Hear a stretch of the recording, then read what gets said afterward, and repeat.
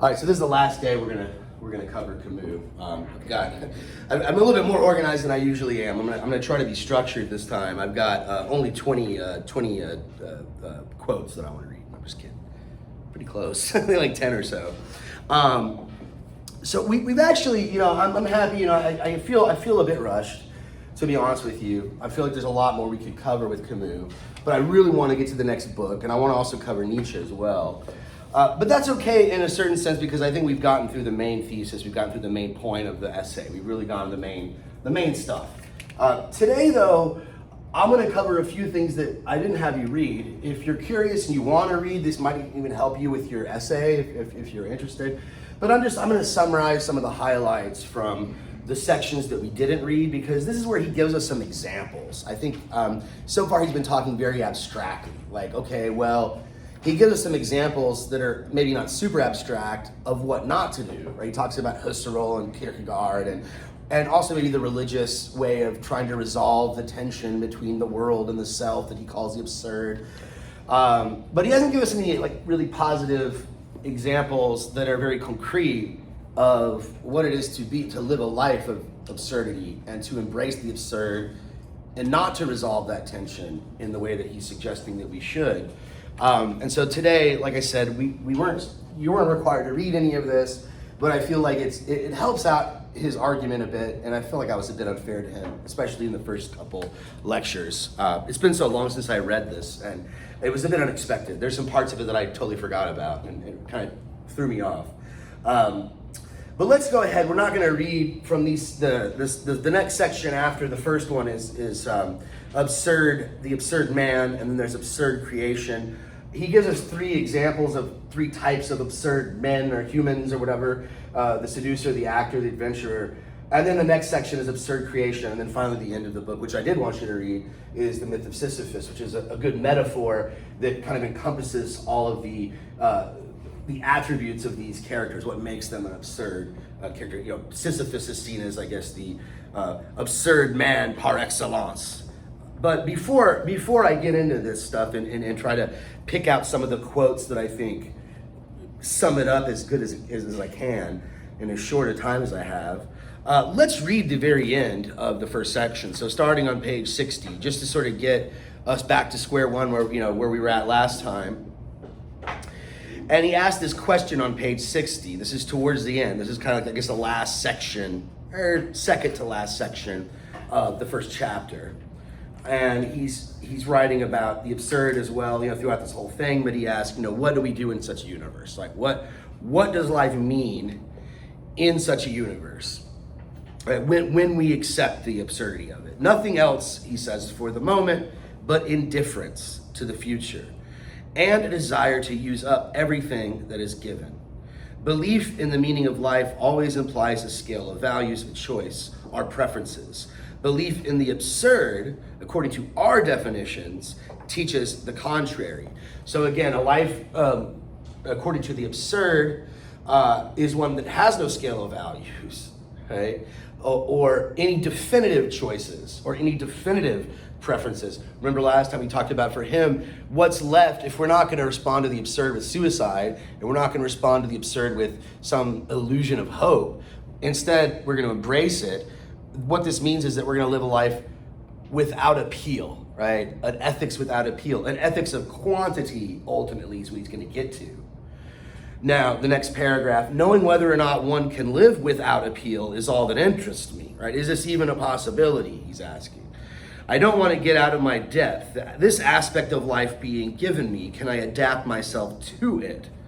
Now, faced with this particular concern, belief in the absurd is tantamount to substituting the quantity of experiences for the quality, right? So I'm not going to worry about, is this the right, authentic, best thing to do that, Socrates would argue is the best thing to do. No, I want to get as much out of life as possible. I'm not going to worry too much about the quality. I'm going to substitute that for the quantity of experience and get as much, I guess, I hate to use the word novelty, but that's pretty much what he seems to be asking us to do, is a life of constant novelty, something new, exploring, getting as much out of it, stretching as much out of it as possible.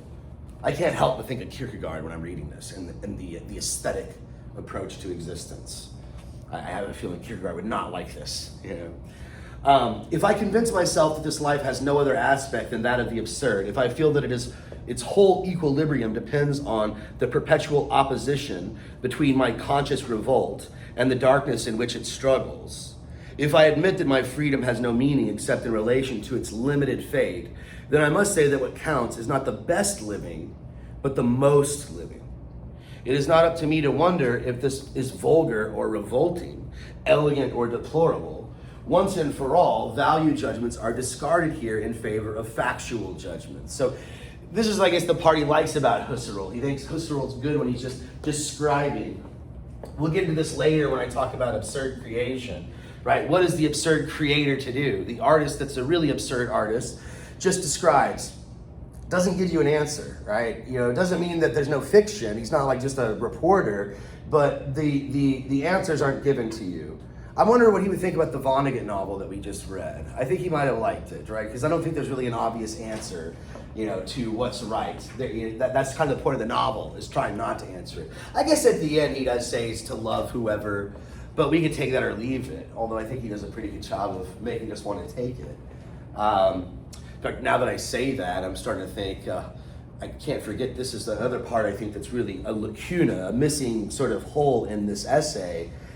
Camus does redeem himself slightly, but I think one thing that's missing here is like, how do we balance this absurd existence with our relationships with others, right? If I'm absurd, I'm not supposed to really care that much. I'm just trying to get into it and fun and if it doesn't work, I'm not gonna like cry over it. I'm just gonna be like, well, whatever, let's just go back and get another boulder and push it up the hill kind of thing, right? But how can I just do that when I have, people I love and I care about and friends and family and things like that? You can't just, this is something I think that he sort of overlooks, or at least when he does talk about it, it's very short and in passing. It's not doesn't seem to be a central concern of this essay.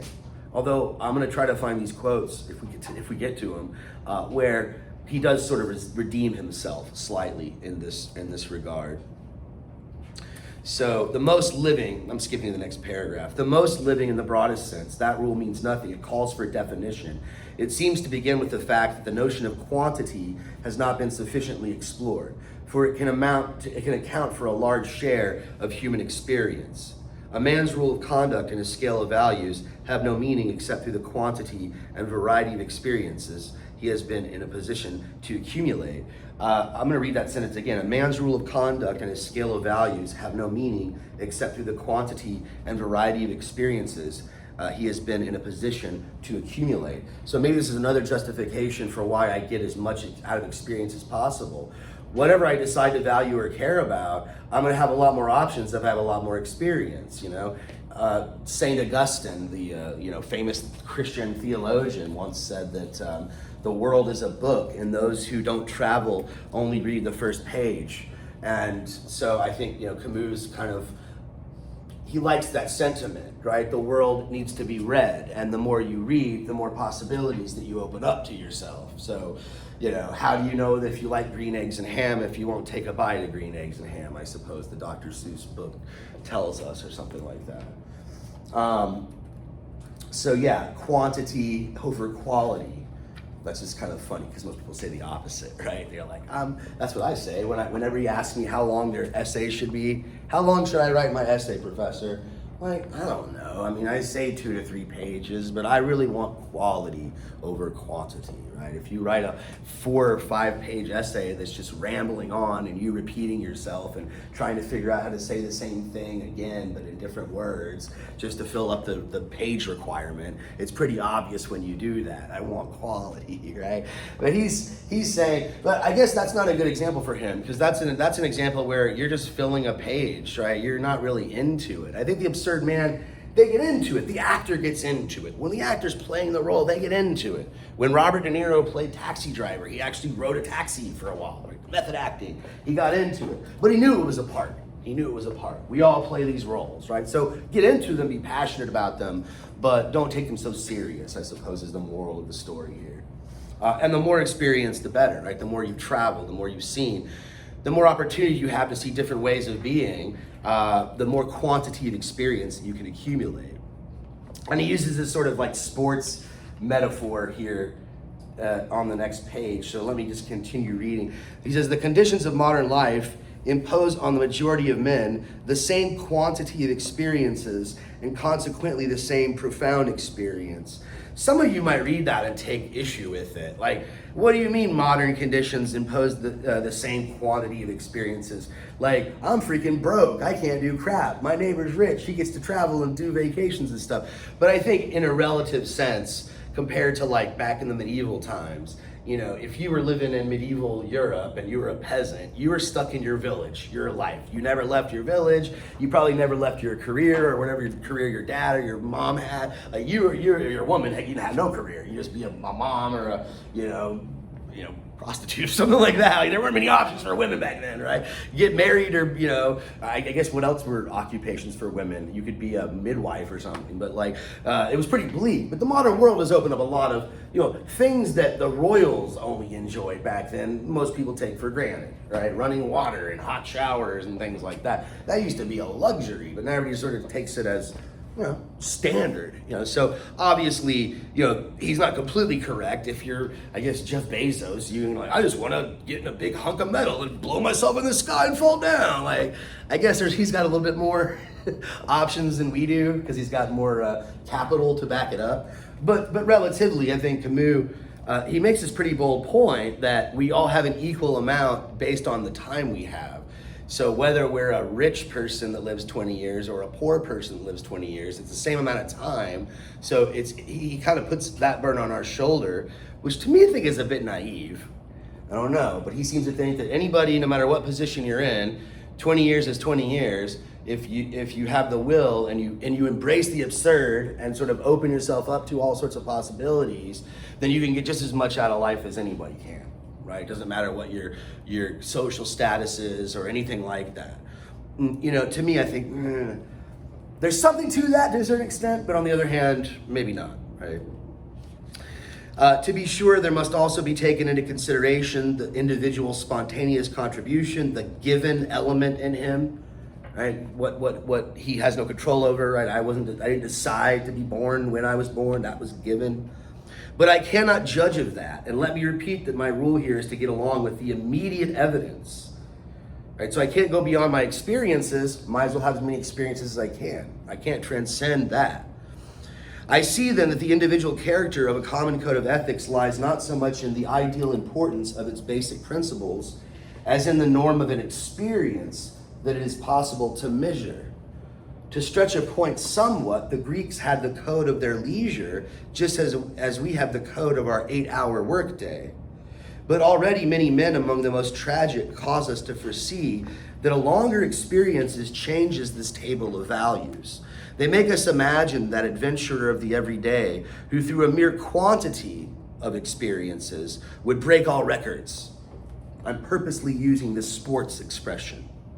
And then would thus win his own code of ethics, right? So it's not really clear what he's saying here. I don't want to come down and say very strongly one way or the other, but I'm sort of reminded of I don't know why, but Game of Thrones. Who's the guy that's real ugly and like strong or whatever? Did you ever watch that show? Nobody knows Game of Thrones.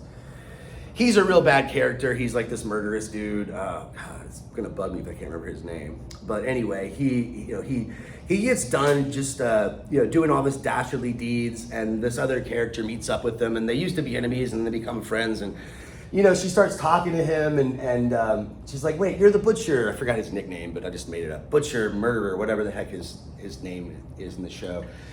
And she's like, "Why don't you just do this thing for me?" And he's like, "I got my code." He's like, "You got a code? You're a murderer." He's like, "Every man needs a code." But his code, it seems to be based on just sort of his experience. I think he's called the Hound in the show. He's the Hound. But anyway, he's a very gruff character, and he kind of just sort of calls it like he sees it. He's one of the more honest characters in the show. Now I'm starting to think, is the Hound the absurd man? I'd have to think about that. Maybe I could write an article about that.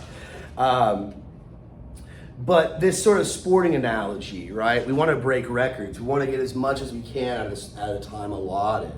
as he puts it in the next paragraph. Breaking all records is first and foremost. What does that mean? It means being faced with the world as often as possible. So remember, the absurd is this sort of lesion, this separation of the human being from the world. Normally, we're immersed in the world. We're immersed in the world of everydayness, as Heidegger would say, right? We go to school, we go to our job, we do the 8-hour work day that he mentions here. We just take all this stuff as just given and don't ever question it. But he says, no, let's always keep that world in front of us. Normally, when we're in our sort of everyday activity and just sort of immersed in the world, hate to quote an old 80s song, we are the world, right? We are a part of the world, right? But it's only when this absurd rupture happens that we can kind of like reflect on it and be like, oh crap, like this is society. Why do we do what we do? What are we doing? What is it all for? Why do I participate? Right? He wants us to sort of keep that in our vision at all times, right? Keep that world, again, another way of putting this, just don't take yourself too seriously, I suppose, right? Go about your day, do what you do that makes you passionate, get as much out of it as possible, but realize, again, that it's only there because you care about it, right? It's only there because you care about it. For on the one hand, the absurd teaches that all experiences are unimportant, and on the other, it urges towards the greatest quantity of experiences. How then can one fail to do so? How can one fail to do as so many of those men I was speaking of earlier? Choose the form of life that brings us the most possible of that human matter, thereby introducing a scale of values that on the other hand, one claims to reject? The mistake, skipping forward a bit, the mistake is thinking that the quantity of experiences depends on the circumstances of our life when it depends solely on us. Here we have to be oversimple. This is where I think I might have disagreed with him again, right? Two men living the same number of years to two men living the same number of years, the world always provides the same sum of experiences. It's up to us to be conscious of them. This reminds me a bit of the Vonnegut advice, right? To whenever things are going well, to recognize it, right? And tell yourself, if this isn't nice, I don't know what is. At the bottom, let's wrap things up with this first section from the reading. This is on 64. Thus I draw from the absurd 3 consequences, which are my revolt, my freedom, right? My freedom. Again, this is a word he doesn't use a lot, freedom. It comes up a lot here towards the end, and the whole section that we're on is called absurd freedom. But he's pretty hesitant to use this word a lot. But again, this confrontation with the world, this ability to live without nostalgia, to sort of make one's own code of ethics based on one's own experience, to use Sartre's language that we talked about last time, to make yourself into a lack of being. And what's the third? My passion, right? I'm gonna revolt. I'm in a constant revolt, right? I'm gonna keep this rupture between the being and the world and see it clearly. That's my revolt. That's gonna allow me to be free to engage in it in a way that is constructive and creative, not reactive or conformist. It'll be based on a passion of mine, right? It'll be a passionate life. That's something that I think Kierkegaard would definitely have issue with. He thinks that the aesthetic life, which I'm assuming he would just, this is just the aesthetic. Camus is just telling you to live the aesthetic life, to get as much out of life as possible, make it the most interesting life that you can, and not boring. That's what it is, says Kierkegaard. And that's the least passionate life, says Kierkegaard, because you're not really that committed to the thing that you're engaged in, I suppose, right? The more commitment you have, the more urgency, the more desire you have for something. But the idea here is, well, if you're absurd, then you know that it doesn't really matter in the end. You don't take things really that seriously. So if you fail, then whatever, move on to the next one. So now, I think this is where the next 2 sections come in handy, right? How does passion, how is this life passionate? How is he going to respond to Kierkegaard? How is he going to say that, like, the seducer, and it's really curious that he uses the seducer, because Kierkegaard uses the character of a seducer himself, the Don Juan type.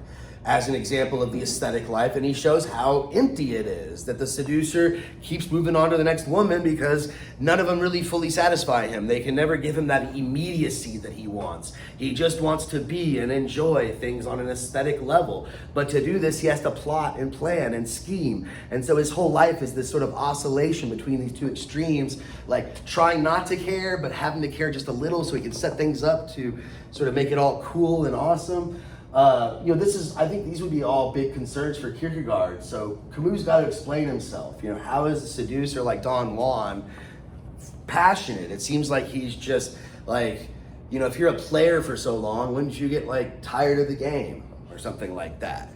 Hey, come on, how else do I put it, right? What else am I going to say, right? He says, so he draws these conclusions from the absurd: freedom, revolt, passion. By the mere activity of consciousness, I transform into a rule of life what was an invitation to death. I refuse suicide. I know, to be sure, the dull resonance that vibrates throughout these days, yet I have but a word to say that it is necessary. When Nietzsche writes, it clearly seems that the chief thing in heaven and on earth is to obey at length and in a single direction. In the long run, there results something for which it is worth the trouble of living on this earth, as, for example, virtue, art, music, the dance, reason, the mind, something that transfigures, something delicate, mad, or divine. When Nietzsche says this, he elucidates the rule of a really distinguished code of ethics. But he also points the way of the absurd man. Obeying the flame is both the easiest and the hardest thing to do. However, it is good for man to judge himself occasionally. He is alone in being able to do so. That is something I think he agrees with Kierkegaard, right? For Kierkegaard, this is our curse and our blessing, the ability to be in despair. Other animals can't be in despair. That gives us an advantage. We are capable of questioning our existence. Why am I here? We can be alienated from our world. The animal is just a mist in their world. It can't, the ant or the bee or even the house pet or something, the dog, can't sort of step outside and say, why am I a house pet?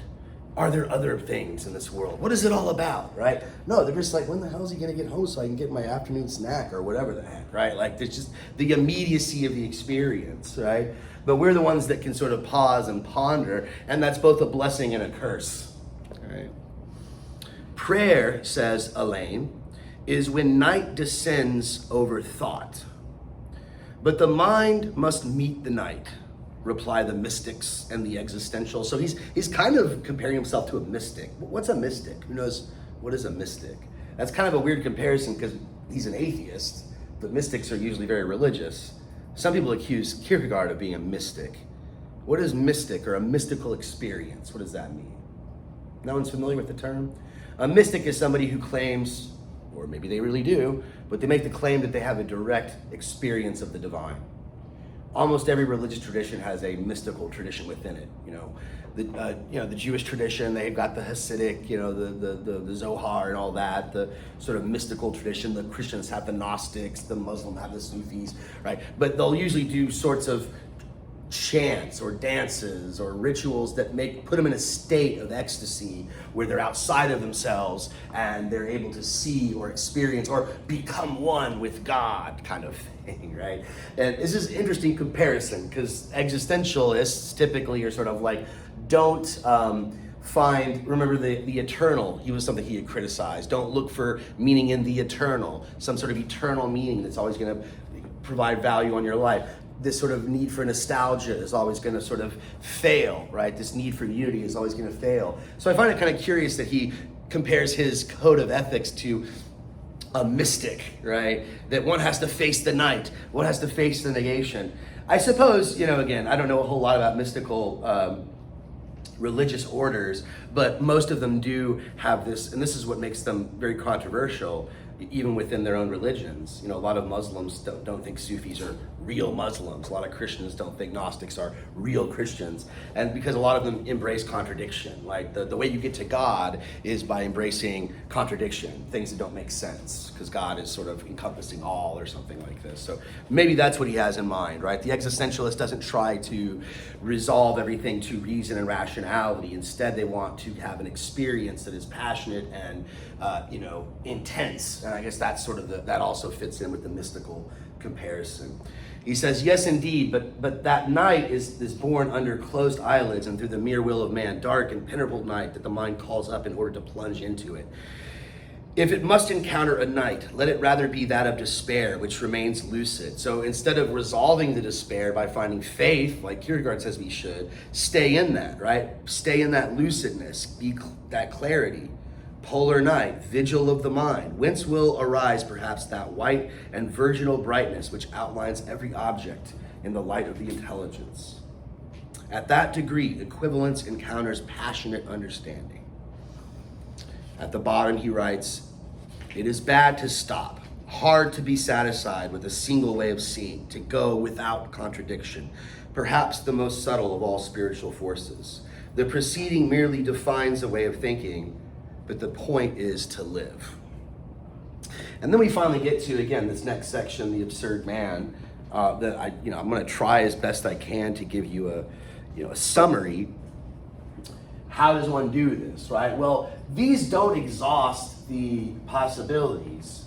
In fact, maybe I'll jump to the end and then back up, because at the end of the absurd man, he says, look, these aren't the only three forms of absurdity. These are just sort of very stark, kind of colorful examples to help illustrate. They're very illustrative. But you could be an absurd man and just work as what does he say? Like a tax collector. No, that's something Kierkegaard would say.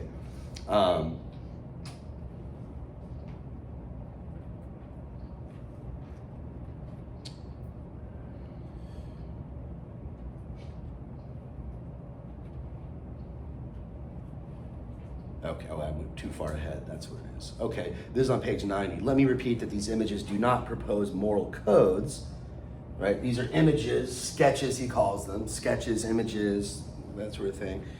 They don't impose or propose moral codes. They don't involve judgments. They're just sketches. They merely represent a style of life. The lover, the actor, or the adventurer plays the absurd. Okay, so I guess he doesn't call him he does use the word seducer occasionally, but let me change it since I read that quote. The lover. Because the seducer does love the women he seduces. He really does love them while he's seducing them. Right, that's one thing that Kierkegaard says in Either Or when he writes the seducer's diary. The seducer kind of justifies his breaking Cordelia's heart because he says, well, I do love her. Even though I, seduced her and then ran off and left her with a broken heart and besmirched her reputation, so now she can never find a decent husband or whatever. But I actually love her because she was interesting. Right? Yeah, exactly. And she should love me because I made her life more interesting. Yeah, shaking my head too. Yeah, exactly. Kind of a scoundrel to me, right? But whatever. But yeah, so these are just images, the lover, the actor, the adventurer, they play the absurd, but equally well, if he wishes, the chaste man. So maybe a guy who doesn't never have sex, right? The chaste man, the civil servant, the president of a republic. It is enough to know and to mask nothing. So it's that lucidity, masking nothing, not living in some sort of perpetual illusion. Doesn't mean not living, doesn't mean not, following projects and desires and drives, but it means being realistic about those, I suppose. This sort of lucidity that he keeps bringing up. So again, keep in mind, these are just sketches. I'm gonna read the opening lines here. This is on page 66. Again, the absurd man is the name of the section. And he quotes Goethe, the German poet, playwright, philosopher, I suppose. My field, said Goethe, is time. That is indeed absurd speech. What in fact is the absurd man? He who, without negating it, does nothing for the eternal. Remember that eternal, right? There's no universal, a priori, true in all cases value that I'm going to adhere to. I do nothing for the eternal. Not that nostalgia is foreign to him. Remember, Camus admits you can't get rid of this yearning for nostalgia, this yearning for unity. Nostalgia is not foreign to him, but he prefers his courage and his reasoning. The first, his courage, teaches him to live without appeal, right? Without appeal to the eternal, and to get along with what he has, right? What he can grasp, not the eternal, which is beyond, transcends what he can grasp. The second, his reasoning, informs him of his limits. Assured of his temporally limited freedom, of his revolt devoid of future, right? That's the other thing about these individuals. The lover, the Don Juan, the seducer, he don't care about the future. She's gonna hate you tomorrow. Tomorrow? Tomorrow might never come. All I know is right now, this very moment. And I'm gonna get the most out of it as I can. Right, so no concern for the future. His revolt is devoid of future. His moral consciousness, he lives out his adventure within the span of his lifetime. That is his field, that is his action, which he shields from any judgment but his own. Okay. I guess so every man has to have a code, and he must be the author of that code. The Hound didn't say that part, but Camus would. The bottom of 67. All systems of morality are based on the idea that an action has consequences that legitimize or cancel it. A mind imbued with the absurd merely judges that those consequences must be considered calmly. It is ready to pay up. In other words, there may be responsible persons, but there are no guilty ones in its opinion. Right? So for Camus, and I suppose for the existentialists in general, if you're talking about Sartre and Simone de Beauvoir, I know they would definitely agree with him on this. Responsibility is something we all have. Guilt, well, that's something that he kind of rejects, the concept of guilt. What's the difference? It's not really kind of clear, and he doesn't really do a good job of explaining this, honestly. There's a passage from Simone de Beauvoir, where she talks about, I think she does a better job of distinguishing the two, right? So let me give her credit, put her name up here. Simone de Beauvoir. She talks about, when we're trying to help other people, or for her, she's not really thinking in terms of like helping them in the sense of giving them something they need, but helping them in the sense of allowing them to be free and to make choices on their own terms. We want to do that, says Simone, but whenever we do, there's a lot of complications that are involved because political action is messy, and there's a lot of people that want to control you and want you to believe certain things and to think certain things.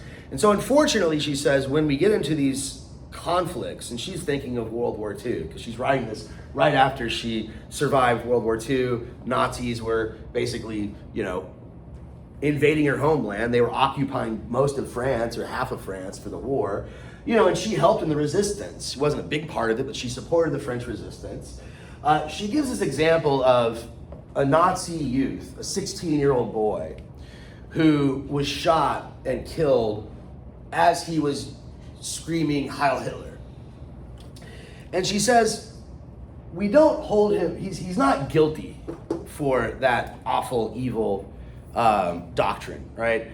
We don't want to kill this kid, right? If we could, we would like to take this kid and pull him aside and explain to him how he's been lied to, how he's been propagandized by the Nazi machine into believing, Camus might use the word some form of the eternal, right? We might just say some ideology. He's been brainwashed to follow some sort of ideology. We would love to do that, but we can't always do that. Sometimes we gotta shoot because there's just guns fighting and, war's going on, and he's an unfortunate casualty. But it's not the kid that we hate. It's the Nazis that created the ideology that this kid adhered to. So in that sense, he's not guilty, says Simone. But he is responsible. We're all responsible. He's responsible for his choice. He made a choice. It's hard for us to judge, though, because it wasn't our choice. Like, we could say that, oh, he's a Nazi, what a piece of crap. You know, if I was a 16-year-old kid in Germany in 1938 or 9, I wouldn't have ever joined the Nazis. Right? Yeah, you're saying that sitting on your desk, not being a kid that's 16, living in Germany, and you know, whatever. Like if you had all that social pressure and all that stuff, and so I think, you know, she's trying to say, look, he didn't create that ideology. He didn't create that hateful ideology. He was raised into it. The war went on long enough till you had kids that were like born, but you know, after the Nazis gained power, they were raised and taught, you know, their whole life that, you know, Jewish people inferior, all this stuff. So to a certain extent, she's going to say, and I guess Camus is going to back her up, he's not really guilty in that sense, right? He didn't make the world. But once he was thrown into it, he made a choice, right? He could have chosen otherwise. So in a sense, he is responsible. We're all responsible, right? But we're not guilty, says Camus. There's a difference. So let's get to Don Juan. This is on page 69. Well, how appropriate. Yeah. That's where it starts. I wonder if the typesetter meant to do that, right? They're like, hey, let's make the type a little bit bigger just to get it just right. Yeah, Don Juanism. We talked about Don Juan, right? There's also an opera, what is it, by Mozart. It's a really good opera. It's the Italian, Don Giovanni. Don Juan, Don Giovanni, the seducer, the ladies' man, Georgie Porgy, right? Pudding pie, kiss the girls, made him cry. What a jerk, right? No, he's a badass. He's an absurd man. Okay, let's hear you out, Camus. What do you have to say about old Don Juan? Okay, let's start at the beginning. I just got like 2 or 3 quotes we got to get through here, and then we can move on to the actor and the adventurer. Camus writes, if it were sufficient to love, things would be too easy. The more one loves, the stronger the absurd grows. That's interesting. I was thinking about that this morning. I'm not really quite sure how that works. The more one loves, the stronger the absurd grows. So if you have a love, like Don Juan has a love for every beautiful woman he meets, I've got to seduce her and get her in bed, and then I'll find another one. Right? The more you love, the more absurd, the more rupture there is between the world and the human. All right, well, let's read further. Maybe it'll become clearer. It is ridiculous to represent him as a mystic in quest of total love. That's kind of how he is traditionally represented, Don Juan. I don't know about the mystic part, but the idea is that the only reason that he keeps doing this, like, I guess this is the one redeeming quality of the character, is he can't help it. Like, he wants to find true love, and every time he meets this woman, he thinks it's true love, but then he sleeps with her, and then he's like, oh, she's not that great. I don't know what I saw in her. And then he goes on to the next chick or whatever. What is it? He's thinking with the wrong brain. Exactly. So that's not how Camus paints him, though. No, that's not Don Juan. That's ridiculous, right? It is indeed because he loves them with the same passion, and each time with his whole self, that he must repeat his gift and his profound quest. Girls, what are you gonna say to some player like that?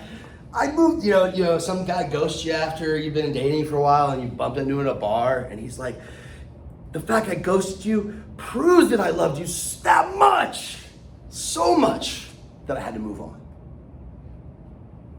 What? Doesn't make any sense. All right, let's hear him out. So again, it's indeed because he loves them with the same passion, right? I love you just as much as every other one I love. I guess, right? Don't be jealous. I love you just equally. Each time with his whole self that he must repeat his gift, his profound quest. Whence each woman hopes to give him what no one has ever given him. Each time they're utterly wrong and merely manage to make him feel the need of that repetition. At last, exclaims one of them, I've given you love. Can we be surprised that Don Juan laughs at this? At last? No, he says, but once more. Why should it be essential to love rarely in order to love much? And that part, I kind of like, okay, that's kind of a good point, you know? Do you have to love rarely in order to love much? You know, people get real jealous. You know, when you fall in love, maybe you're not the jealous type. I'm really not. I guess I kind of used to be when I was like first girlfriend. I was like 12, 13, you know. But I was a kid. I had this stupid, you know, I grew up, you know, man up. That kind of thing, right? But there is this, I think a lot of, you know, girlfriends that I've had, they get jealous of my pursuits.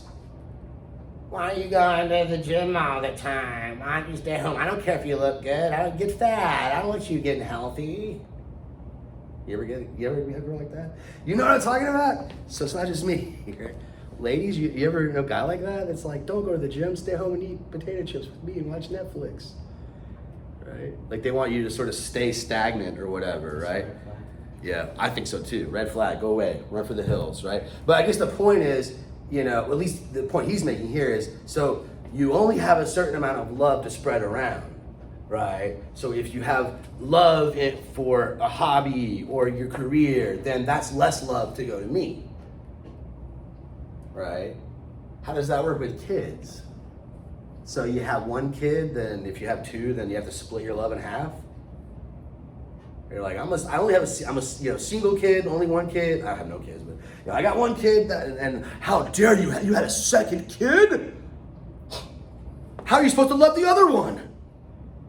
You can't spread your love around because then it weakens the other. Does it really work that way? I think that's bullshit, honestly. I mean, certainly you probably love some things more than you love other things, you know? But is it a matter of like, you fill your tank with love, and whenever you give some out, like it empties it, and like you only have a certain amount to give? Is that? I don't think so. You know, in the Bible, Cain and Abel, you know, sibling, one murdered the other one, it's the first murder in history. So, sibling rivalry, competition. Jealousy. Yeah. So this idea that love can only, well, I don't know, like, I'm trying to think of like how Cain and Abel fits in here. So, I mean, for me, I always understood that, well, not always, but sort of one way I understand that story, there's several ways to interpret it. You've got one brother who does good, Abel. Abel is Abel, I guess, right? And Cain is just this kind of like jerk because he sees how good his brother is. And he sees that like God is very pleased with him. And so instead of like trying to be good himself, he kills him, right? And tries to like steal his lamb or something and give it to God. Hey, look, all I got. He's like, that's Abel's lamb. Where's Abel at? Right? Because Cain was a farmer and Abel had like all like the cattle. He was a shepherd or whatever. Yeah. But I mean, to me, I think it's supposed to be an allegory. It's like not literal. It's like, you know, he had more, like Abel, he was sacrificing livestock, and Cain was just sacrificing like herbs or whatever, like grass or whatever, you know, I guess wheat or whatever they were farming back then. But I guess the metaphor, the allegory is that like Abel was giving like something substantial, like he was trying his best, putting some effort into it, full love, and you know, whereas Cain was kind of like, you know, half-assing it, not really putting his all into it. But instead of seeing his brother and having that inspire him to like, I've got to compete, I've got to have as much passion and life for this and be worthy of God's affection, I'm gonna like push down those that are above me, right? It's the old crab in the barrel analogy. You know the analogy of crabs in a barrel? No. I've never been on a crabbing boat, but apparently when you're crabbing, they take the crabs out of the water a lot of times and they'll just put them in a bucket.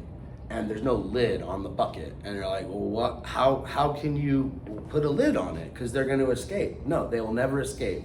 Because what happens is whenever one crab, they'll get on top of the other crabs and try to get out, the other crabs will pull them back, always, right?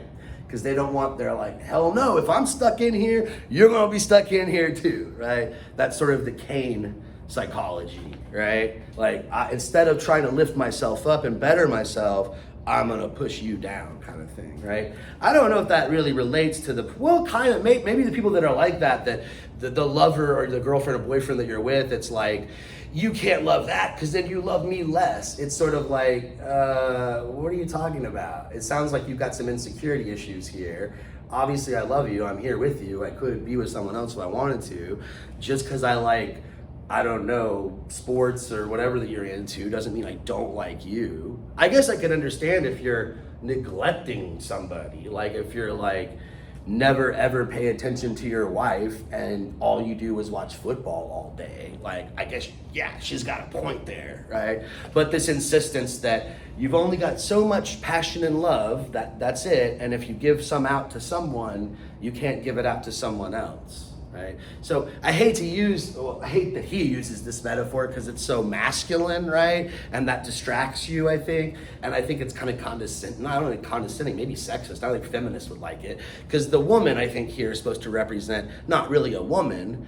You know, I mean, it does for Don Juan because that's his deal. That's what he likes. He loves the beautiful women.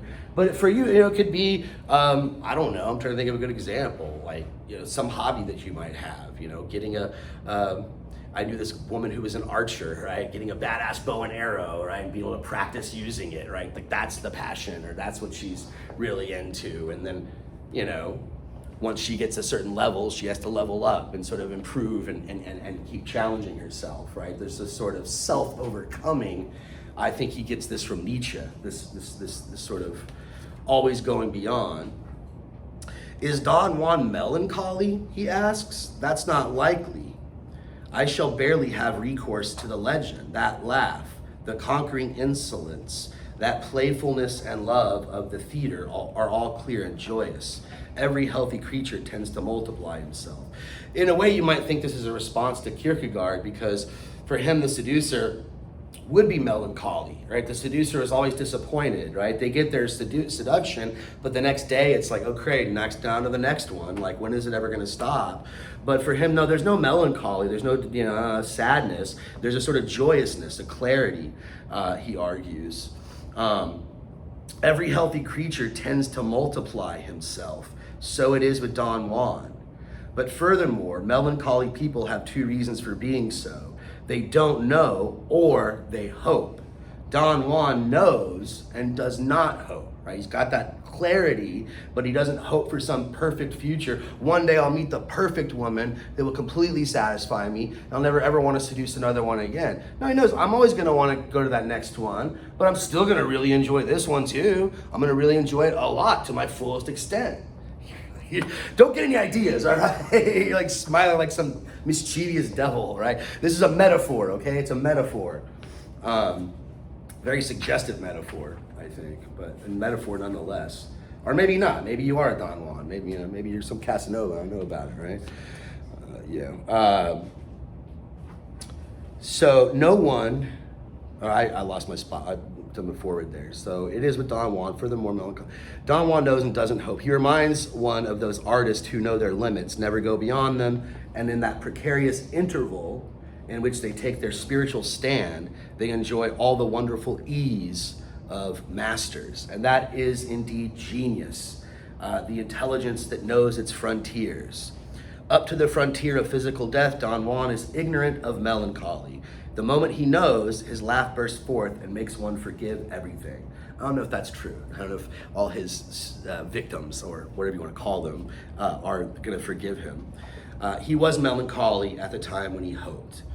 And then on 71, I think maybe in a way Camus addressing some of our concerns, maybe not. People are sufficiently annoyed, or that smile of complicity that debases what it admires, they're sufficiently annoyed by Don Juan's speeches and by that same remark that he uses on all women. But to anyone who seeks quantity in his joys, the only thing that matters is efficacy.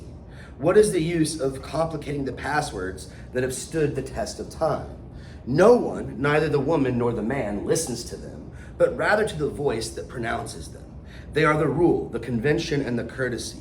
After they're spoken, the most important still remains to be done. Don Juan is already getting ready for it. Why should he give himself a problem in morality? Actually, that probably makes it even worse, what I just read there. Let me explain. So, this, and in a way, I kind of agree with his point here, but I don't think this does anything to make us think any more highly of Don Juan. I guess that's not the point. We're not supposed to think highly of him. We're not supposed to judge. The idea that his speech is annoying because the same remark he uses on all women, right? So, you might know people like this. In a way, I mean, maybe confession time. I'm kind of like this to a certain extent myself, right? When I do something that works, I do it again. Right? How does this apply to seduction? I talk to some of my lady friends and they get really angry when I tell them this, but a lot of times I take people on when I have a first date, we go to the same place. Yeah. Like, that's awful. Like, what, I gotta think of a new place every time? It's the first date. It's not even a date. I haven't even met her. We met online. We're gonna have a drink and meet. And then we'll go on a date, right? Oh, that's horrible. I wanna be special, right? But it's like, my defense, and this is kind of what he's saying, is if it works, it works, right? Like, I go to a place, I like the place, I'm comfortable with it. I know it's on the menu. It's got a nice ambience, right? It's a good first date place. I don't always go there, but there was this, when I was dating a lot, there was one bar that I went to quite a bit. It was close to my house, it was chill, it wasn't really loud. Of course the bartender started catching on and they're like, what is this dude? He's like, every week he's got like 2 or 3 girls with him. I'm like, I don't know, that's a first date or whatever. But yeah, he's sort of saying, look, if it works, right? I guess you have a winning formula, go with it. The words aren't important, I suppose he's saying. It's the voice that speaks the words, right? So if he's sincere and he means it and he's got passion behind it, then, although it just seems, I think that's the part that offends my lady friends, is that if you take somebody to the same place that you took all your other dates, that doesn't seem like it's very genuine. That seems like you're just sort of following some formula, And Camus saying, yeah, but as long as you know it's a formula, and that's not really the important thing, it's the result, it's the consequences. It works, they like it, who cares? In the moment, it works, it gets them excited, and gets them seduced, or whatever your goal is, and so let's just follow that. Now that I think about it, in a way that kind of contradicts his insistence on quantity, right? Seems like if I were Don Juan, I would want to be like every time trying a new thing, I guess, right? Just for kicks, like, what's that? Just evolve, yeah. It's like, you ever seen that movie Groundhog Day? Probably not. You seen Groundhog Day? Bill Murray, right? He keeps waking up, every day is the same day. He's stuck in the same day over and over again.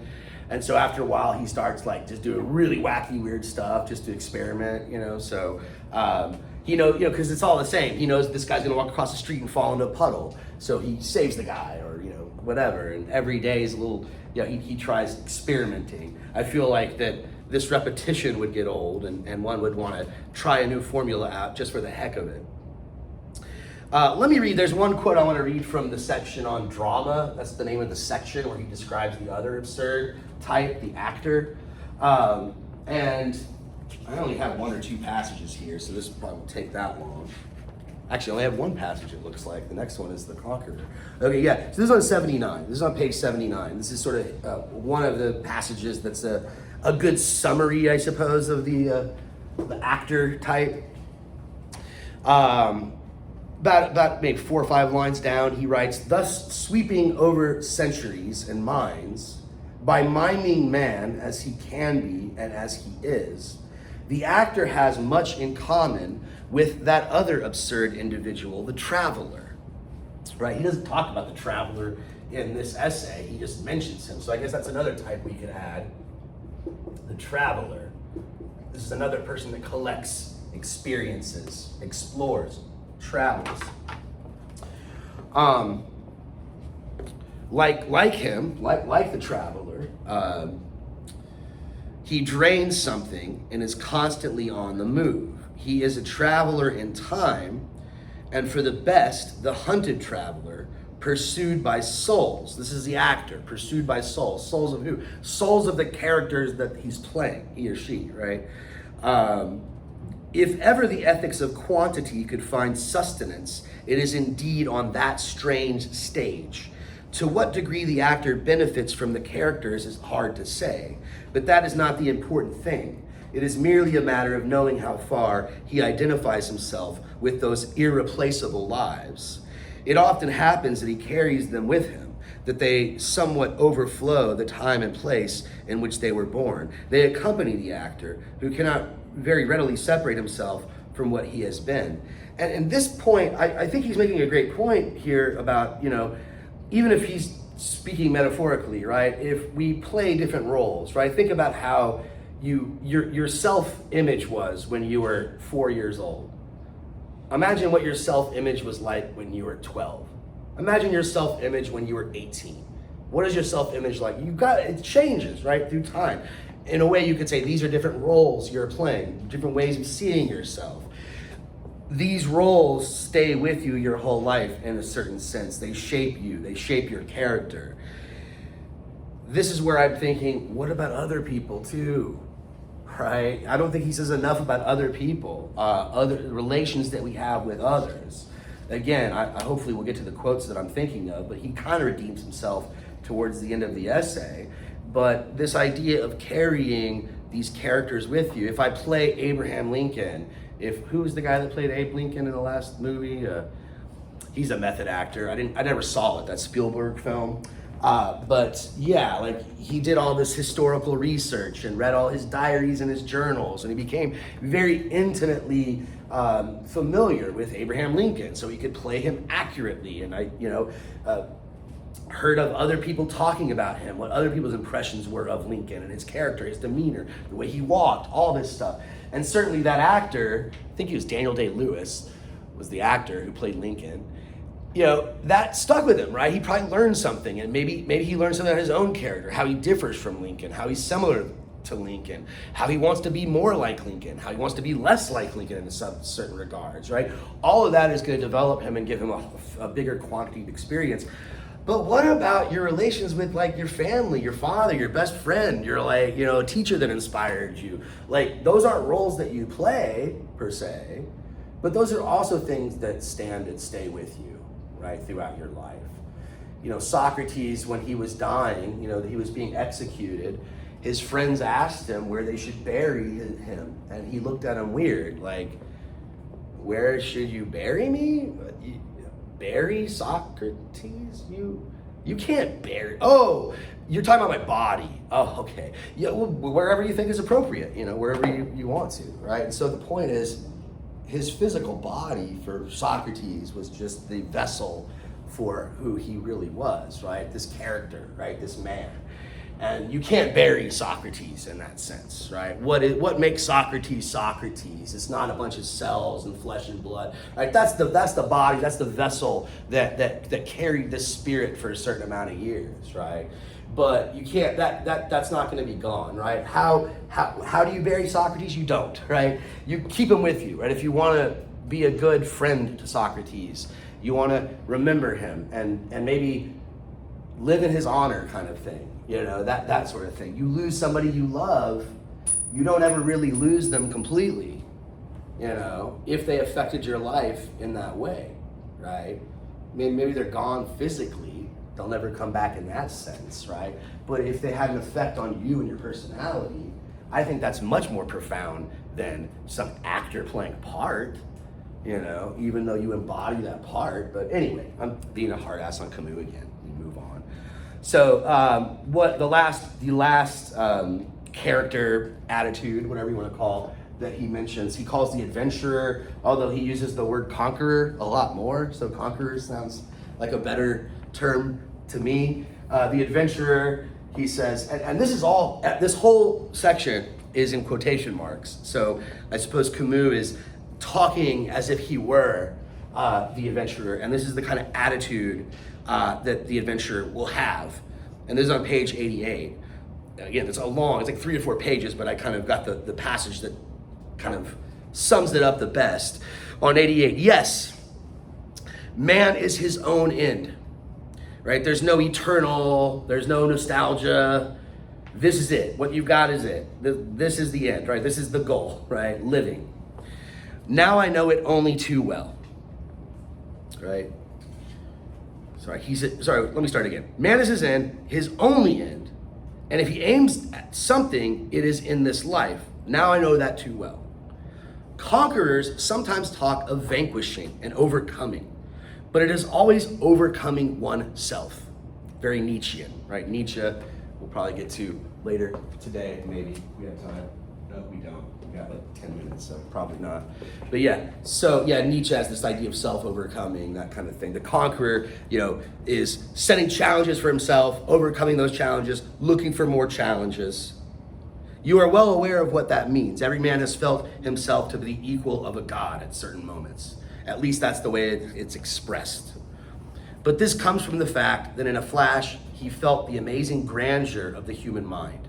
The conquerors are merely those men who are conscious enough of their strength to be sure of living constantly on those heights and fully aware of that grandeur. It is a question of arithmetic, of more or less. The conquerors are capable of the more, right? Back to this ethics of quantity. But they are capable of no more than man himself when he wants. And I already read that quote, so I can skip it. Absurd creation. On page 94, and this is probably the only part that I'll read from the whole thing, just because we're really short on time. We've got 10 minutes or less. On 94, he says, the absurd man, it's not a matter of explaining and solving. Right? You're not trying to find meaning or an essence like Husserl, but rather of experiencing and describing. Absurd art describes. It doesn't try to give you some answer. This is the bad guy. This is the good guy. Here's how you should live your life. No. Here it is. Here's life in all of its absurdity and all its ambiguity and all its questioning. Everything begins with lucid indifference. Describing, that is the last ambition of an absurd thought. Science, likewise, having reached the end of its paradoxes, ceases to propound and stops to contemplate and sketch the ever-virgin landscape of phenomena. The heart learns thus that the emotion of delighting us when we see the world's aspects comes to us not from its depth, but from their diversity. Explanation is useless, but the sensation remains, and with it the constant attractions of a universe inexhaustible in quantity. The place of the work of art can be understood at this point. Right? So it's opening up new possibilities. That art is, that's its function in a certain sense, right?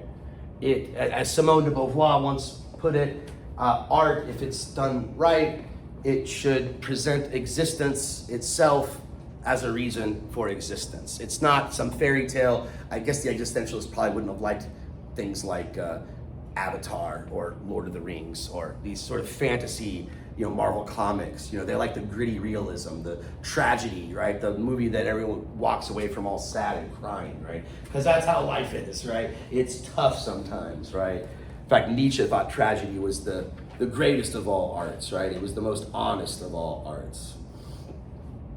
The absurd work illustrates thought's renouncing of its prestige and its resignation to being no more than the intelligence that works up appearances and covers with images what has no reason. If the world were clear, art would not exist. This is also very Nietzschean, right? Art is a response to the absurd, but the best way to do art is not to answer that question, not to resolve one of the terms of the tension, but to maintain them.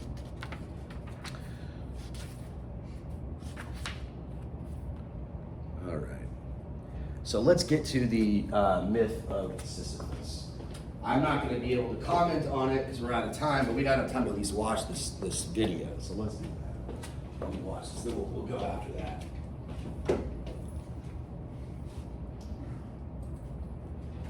Full screen here. Where's the volume?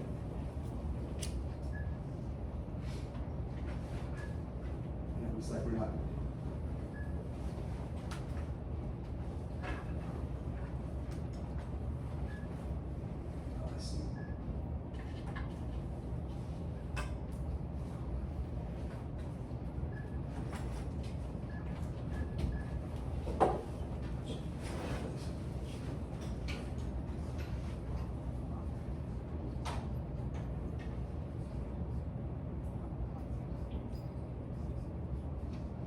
hear it, but it's like barely audible. How do I close control? There we go. Where's the volume? It's up all the way.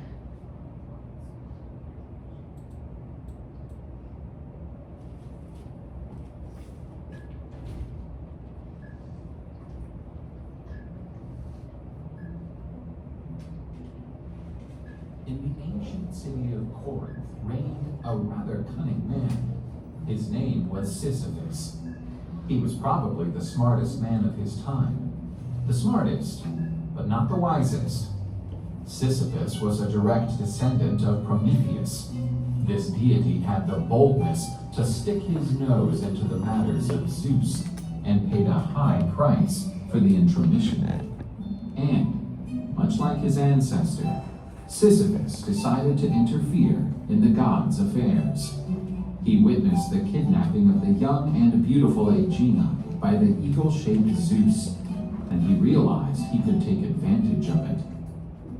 Although he was king of a glorious city, this metropolis struggled with a shortage of drinking water.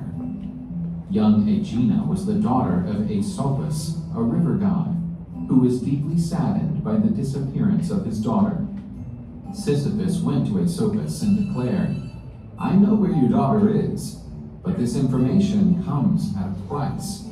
In return, I want you to create a spring of water to supply my kingdom."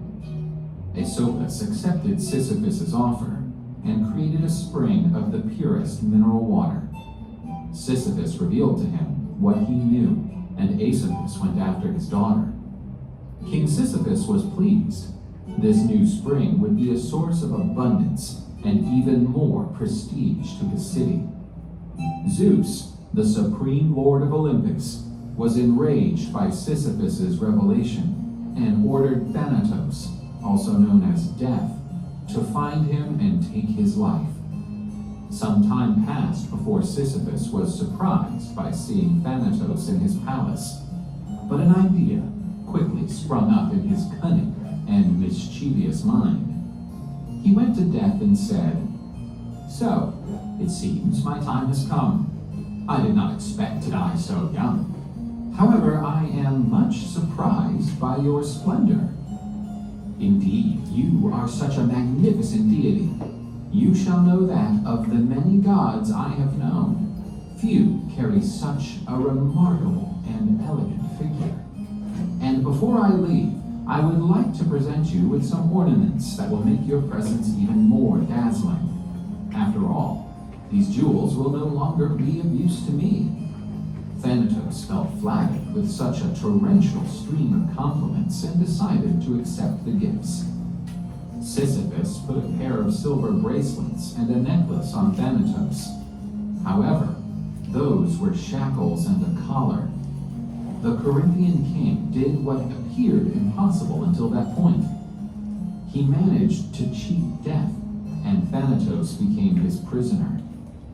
Time passed, and no one died anymore. The kingdom of Hades was no longer receiving any new subjects.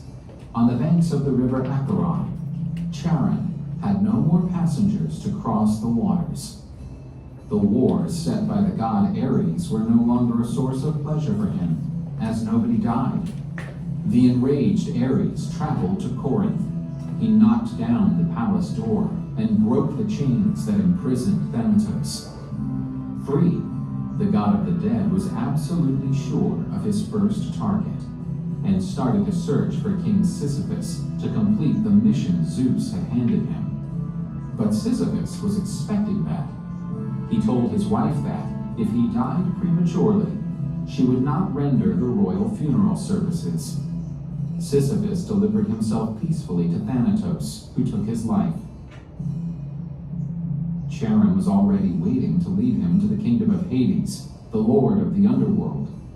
The banks of the river of the dead were filled with souls already on Thanatos' list, who only now had been sought. Upon arriving in the kingdom of Hades, he was face to face with the god of the underworld, who appeared quite unhappy. After being severely admonished by the great god, Sisyphus delivered a speech he had already devised, even before his death.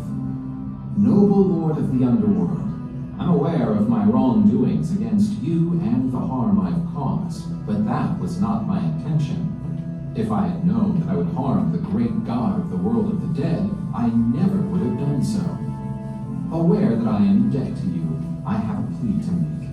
My obnoxious wife refused to perform the proper funeral rites for a king who was so dear to his people. That abominable woman tossed me out, as if I were nothing but a dog carcass. I therefore beg you to let me return to the world of the living for only one day, so that I may take revenge on my wife and set up a proper funeral, which would honor the kingdom of the dead. You have my permission to visit in the world of the living for only one day. However, by nightfall you shall return to my domains. Sisyphus gave his word that he would return promptly. Sisyphus returned to Corinth. There he met his wife and fled with her. Once again, he had cheated death. Now concealed, Sisyphus lived a long life and reached an old age, until he encountered his inevitable end. And encountering Thanatos once more, his cleverness would no longer help him. Upon returning to the underworld, Hades sent him to Tartarus, where he received an appalling torment. Sisyphus was forced to roll a heavy boulder from a plain to a mountaintop, but every time he got close to the summit, the boulder became horrendously heavy and rolled back to the starting point. Then Sisyphus was condemned to restart his work for all eternity. That's that. So he's our hero, apparently. We'll talk about that